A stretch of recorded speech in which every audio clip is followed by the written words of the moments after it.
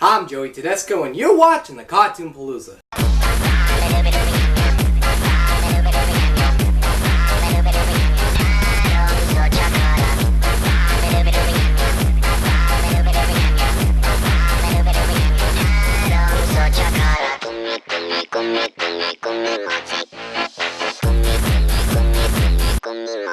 I have no clue how to start this video.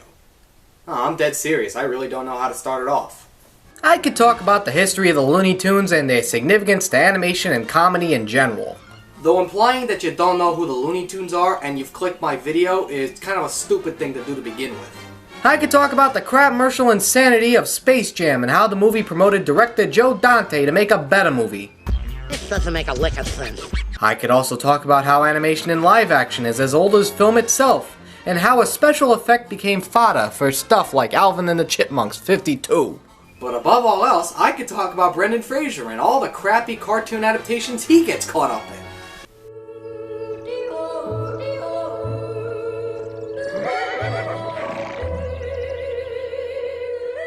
Yeah, but that's nothing to cry home about.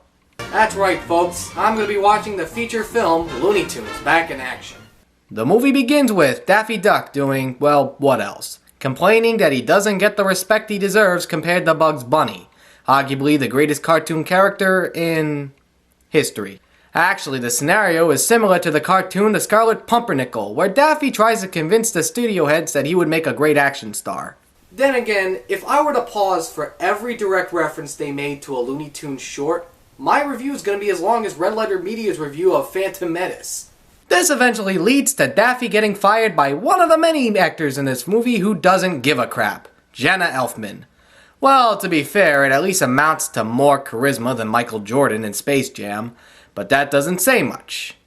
Elfman has Stu from Monkey Bone escorting Daffy off the premises, but it doesn't go as you'd imagine.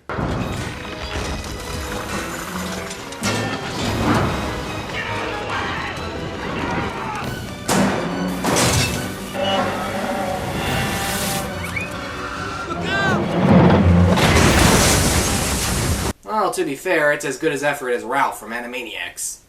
So now Frasier is fired and forced to give his shirt off, begging to ask the question why he had the patches ripped off in the first place. This doesn't make a lick of sense.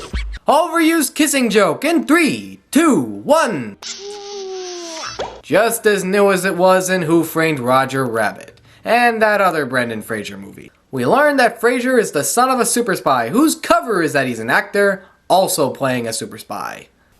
Hey, don't look at me, I didn't write this film. We get a message where Fraser's father, played by Timothy Dalton, is captured. Okay, stop grinning in this scene and actually take a movie starring the Looney Tunes seriously. So while Frasier and Daffy drive a car that Mel Blanc gets credit for even though he's been dead for years, seriously, look at the credits, it's creepy. Bugs and Elfman are forced to rehire Daffy since getting rid of him is as good as getting rid of Costello in an Abbott and Costello sketch. Yeah, I really had to stretch out for that joke. Sorry, folks. As it turns out, both Elfman and Bugs are looking for Frasier and Daffy, looking for a diamond and the Acme Corporation is looking for.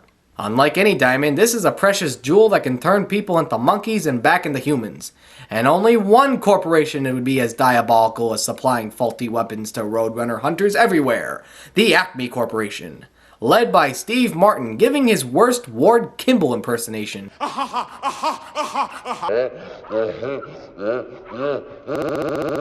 Which in itself doesn't make a lot of sense. Wasn't Ward Kimball an animator at Disney? The Goose Chase leads to the gang to trek to exotic sets of Vegas, Area 51. No, Area 51 is actually a paranoid fantasy we concocted to hide the true identity of this facility. Which is?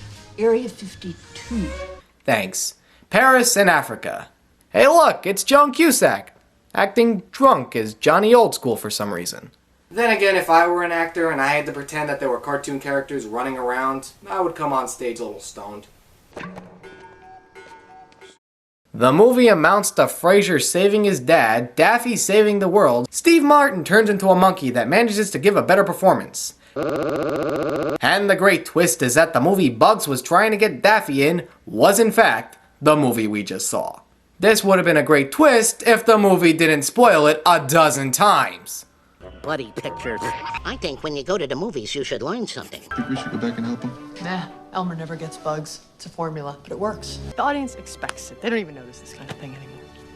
Great thing about movies, you always know it's gonna happen. Isn't it about time to enjoy a frosty cold soda at the concession stand? What a fantastic view! Unless you're in the audience, in which case you've been staring at an elephant's behind for 30 seconds. Okay, I understand that breaking the fourth wall is a common cartoon trope that's existed for ages, but could you at least attempt to make it work for a twist ending? So what do I think about this movie I've been spending this review pointing out all the flaws to? Okay, if I had to be brutally honest about this schlocky movie, I would have to say that this is the best Looney Tunes feature film I've seen, as well as the best tribute and homage to their legacy. Now before you kill me with 1,000 of hate comments telling me how 100% wrong I am, let's discuss the Looney Tunes history in feature films. After their shorts, there was 1,001 animated movies like Daffy Duck's Quackbusters that were more or less loose scripts tying together some shorts to make it less a feature and more an anthology film if that's what you'd like to call them.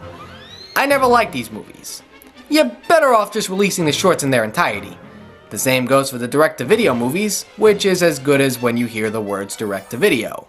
And then there was Space Jam, a movie I'm convinced was made as a marketing ploy.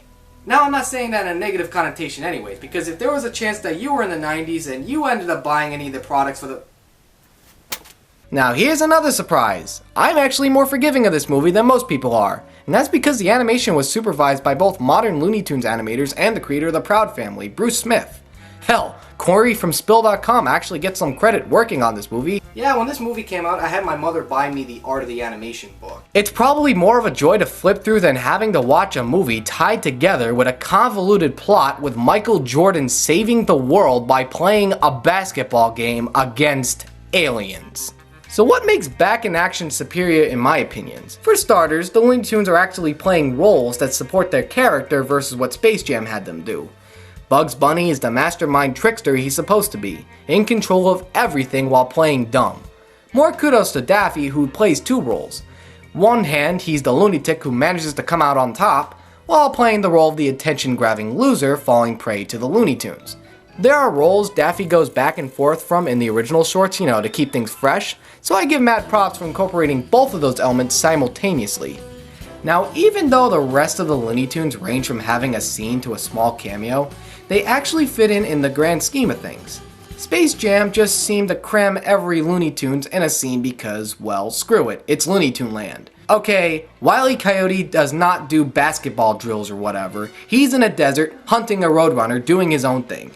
Best example, and one of my favorite scenes of the movie, is seeing Foghorn Leghorn playing the role of a politically incorrect car dealer. And you know what? It really works. Oh no! It's me, Fred Nabbit! He's the boss. Now, one of the complaints this movie gets is how the live-action story is pretty convoluted. Well, here's how I see it. When you think back to a lot of the Looney Tunes shorts, they feature one or many characters parodying popular movies, books, comics, fairy tales, you name it. However, we never focus on the actual story. It's the way the Looney Tunes approach these scenarios. They are character-based versus plot-based. We look forward to seeing Bugs Bunny going to screw with the witch from Hansel and Gretel. Not that Hansel and Gretel get out alive. Hansel? Hansel? It's the same thing with the movie, more or less serving as a facade to what crazy antics the Looney Tunes are gonna pull off, which to me stays true to the essence of the characters, especially with the references to the earlier cartoons.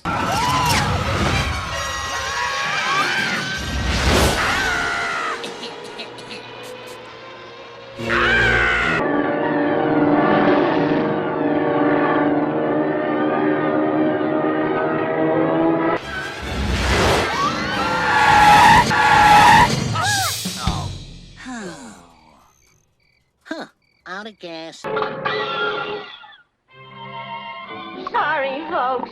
We ran out of gas. With that said, I do feel that there are problems with this movie. Pardon. Yeah, I couldn't even excuse that one. Sometimes there isn't a balance between actors and their main movie taking it as seriously as they should. Sometimes the animation isn't perfect either, which is personally frustrating since the animation is supervised by Eric Goldberg. You know, the man responsible for the work of the genie in Aladdin. Little known fact is that he had work with past Looney Tunes animator Ken Harris, so him working on this movie is a marriage in heaven. And at times the animation does reflect this. Other times you ask yourself, oh my god, how the heck can they make the mistake like this? Eric Goldberg, what the hell are you doing? Personally, it's more or less a nitpick since I do give credit for this movie to be made with traditional animation and practical effects like in Who Framed Roger Rabbit, and not like recent attempts to make everything a live-action CG hybrid. Yeah, I'm looking at you, Marvin the Martian. Screw you, you sellout! So before I break my quota of going over 12 minutes, I have to give my rating. While this movie has its flaws, I think it deserves better than being found in a bin being sold for $5 or less. It's both a decent flick for the kids and the adults who grew up with the Looney Tunes, which is kind of implied seeing that if you don't like the Looney Tunes, you need professional help or a sense of humor. So yeah, that's why I think this movie's pretty salvageable, and this is coming from a pretty decent Looney Tunes fan. And no, I'm not gonna go as far as to call myself a Looney Toonie. Looney Tunes back in action. It's worth it. Oh, and I forgot to mention that there are Daleks in this movie. Pesky foul! Hoovians, you're welcome. I'm Joey.T.Cartoon.P, and thanks for watching this episode of the Cartoon Palooza.